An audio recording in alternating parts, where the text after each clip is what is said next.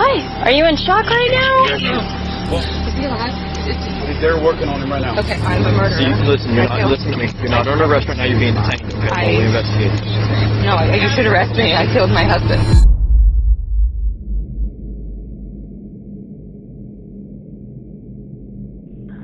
Sheriff's Office, emergency. Hi, can I have a police officer? Okay. What's going on? My husband pushed me up against the wall and threw me on the floor. And he started Is your husband still there? Yes. Okay. Does anyone have any weapons? No, there's guns in the house, but no. But nothing in anyone's hands? No. Has anyone been drinking or using drugs? No. And what's your first and last name? Bree Kuhn. What you just heard was one of 3 911 calls placed on September 8, 2021 from the Kuhn residence. Navy Chief Petty Officer Bree Kuhn and her husband Colin Turner lived just outside of the naval base in Gulf Breeze, Florida, with their 3 children. Their relationship had recently become toxic and did not seem to be improving. This was only the beginning. When deputies arrived at scene, Colin explained to them previously that Bree tried to inflict self-harm, and she is not in a stable mental condition. In March, she tried to kill herself and did inpatient.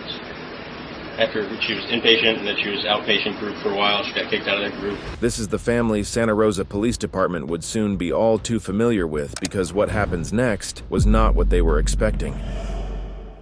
According to police reports, Colin and Bree had been married for about 7 years.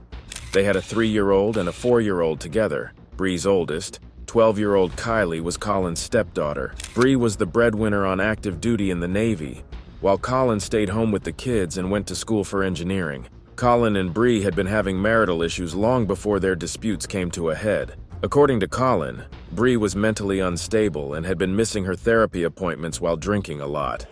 In March, she was diagnosed with borderline personality disorder. Are you familiar? Mm-hmm. So she was diagnosed with borderline personality disorder in March or April.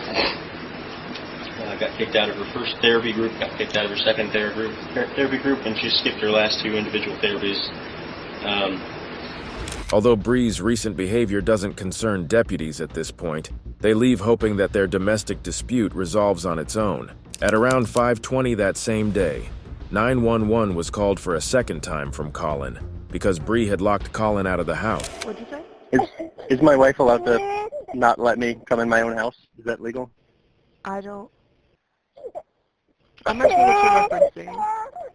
Oh, Is there something happening? my wife has locked all the doors and said I'm not allowed to come in. So I'm outside with my daughter screaming because she wants to go inside and I can't. Okay, what's your... Colin, still wanting to take the younger kids to Georgia, gets locked out of the house by Bree. I want you to tell me what happened and why she called us. So she called you right now because she figured out that I want to take my kids to my parents' house in Georgia for her and I to have more for me. I guess me to have a break from her.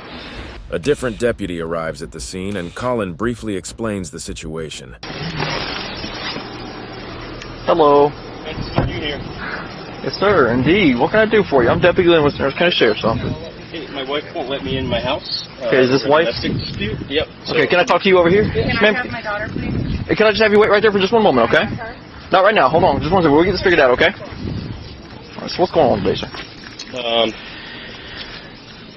So she's got mental health stuff going on. I was trying to leave for Georgia, get a break from her for me and the kids earlier today, and then she called you guys.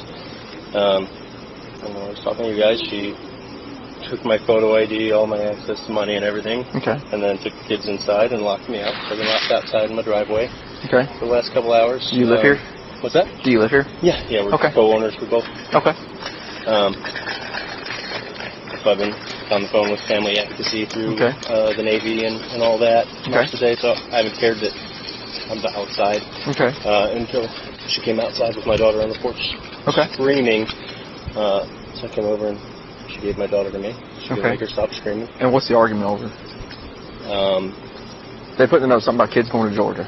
Yeah, that was the most closest alligator to the boat. Okay. But she was mad that I turned off the Wi-Fi last night, so she Okay. washed my laptop in the dishwasher. Okay. And that's kind of like the last straw. You guys, so, is it legal? are you guys still married? I mean, for now, yeah. It's still legal and it's common property. Yep. What's yours is hers and hers is yours, unfortunately. Yeah, so she's Common not property. allowed to stop me from entering my house. If it's your house and you still live here, by all means, you got to enter your home however you got to enter your home. 10-4. Make sense? Yeah, so she's allowed to change the locks, and I'm allowed to break a window. Is that what you're saying? I'm not telling you to break a window. If you want to tear it, I mean, it's your property. Okay. All right, just give me 1 second, okay? Yep. Let me talk to her and see what's going on. Watch him out. Okay. He had been in contact. Well, he had been in contact with my command. Okay. So he said that there's allegations of emotional abuse. Okay.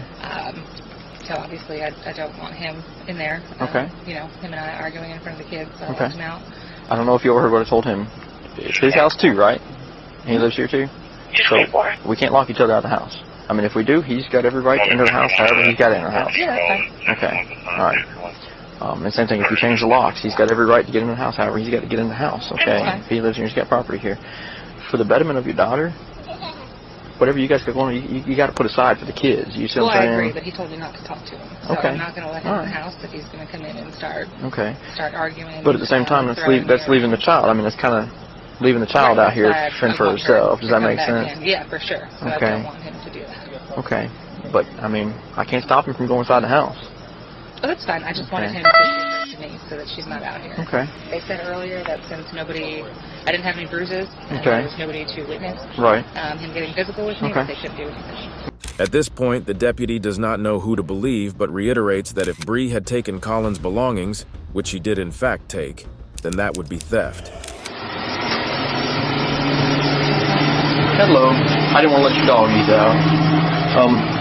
So he says you've got his wallet and his driver's license. Do you know where those items are? No. Did you remove them from his truck earlier? No, I took Okay, my American Express. Because those are personal items, okay? So Right, being as those are personal items, not common shared items, okay?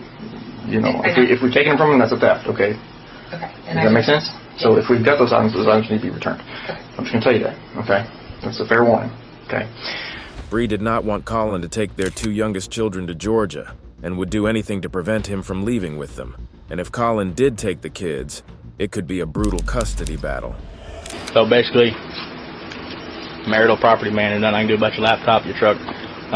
Pretty much the situations that I've seen from my experience where this is going to happen is it's going to be who crosses the line first. So it's going to be somebody's going to get mad enough, someone's going to shove, someone's going to grab, someone's going to jail. Sounds good. All right.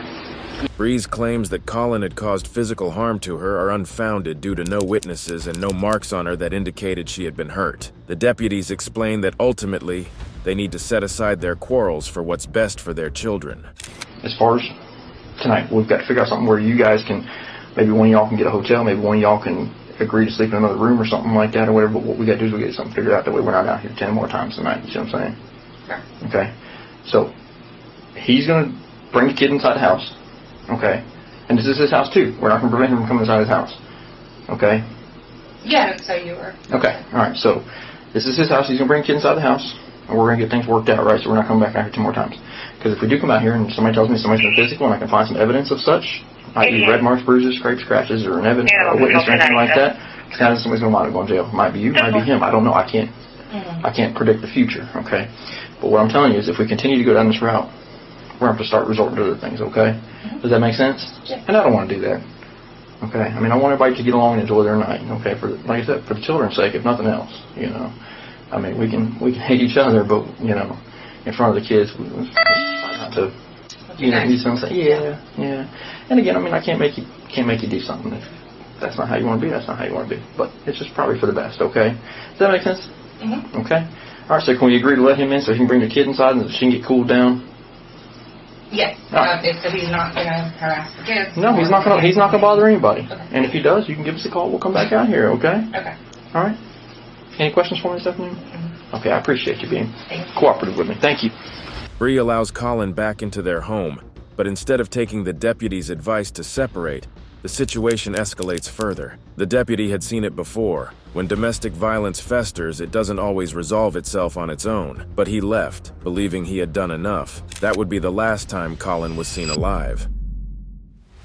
Less than 45 minutes later, Colin dials 911 and explains to dispatchers that Bree had physically forced him into the garage and he was now locked in there. Sheriff's Office emergency. Hi, you guys have been out to my house twice today, and then most recently the deputy talked my wife into letting me in the house, and then she locked me in the garage and tried to break my arm when I was trying to get back inside. What's your address, sir? 6184 Jenks, Kenks Drive.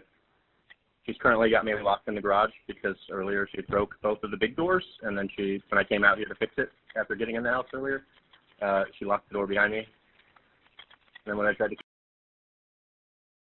What was that? You just shot me. Somebody, she's driving. She just shot him. I just heard 4 shots. Sir, are you there? Unsure if Colin is still alive, the dispatcher calls as many units close by for the high priority call. Settles all units. Signal 32 with a signal 0 weapon at 6184 Jinx Drive, 6184 Jinx Drive. Dispatcher heard 4 gunshots. Complaint is no longer answering. All units are acknowledged. Upon arrival, deputies were made aware that someone saw a woman exiting out of the back of the home and searched the perimeter to see if Bree could be spotted. Additional responding deputies were met by Bree's neighbors who told them that Colin was in the garage. Deputies make their way into the garage and Colin can be seen face down on the floor. No one is in the home, including the children.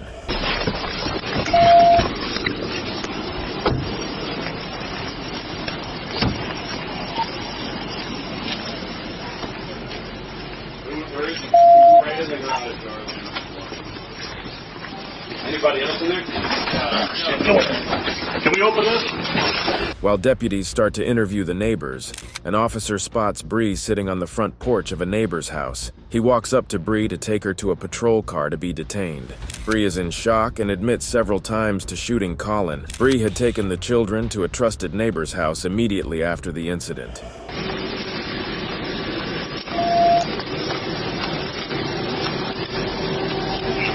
All right, this is hold on. This is Deputy Lohoff. Come here, sweetheart. It's okay. Are you in shock? Well, do me a favor. Can you? Is he alive? They're working on him right now. Okay. I need you to go with this deputy. Have her seat in her car. She's gonna hang out with you. And my other 2 kids, there's 4 and 3. And they're in that house too. Search her already? Hold on, real quick. We're gonna search you, okay? Hold on to your hand real fast, okay?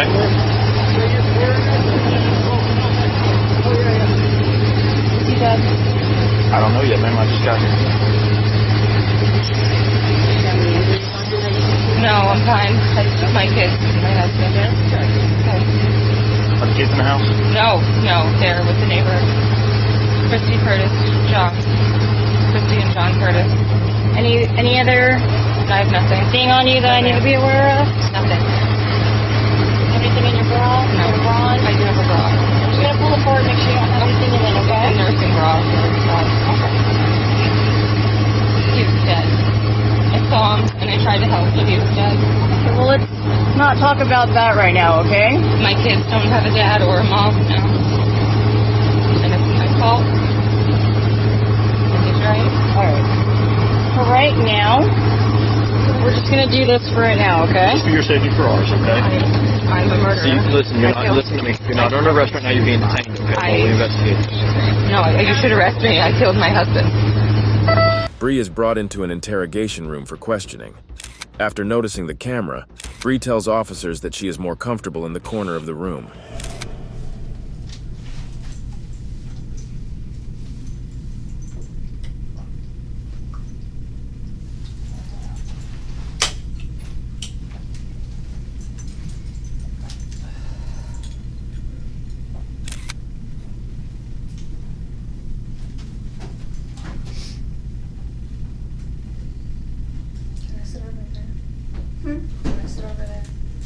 over one of those chairs. I mean, that's fine for now. I don't know where he's gonna have you guys sit when he comes back, but.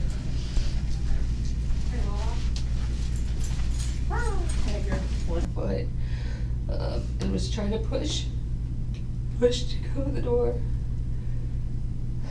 and I was trying to keep him out. I don't. And then I shot him. But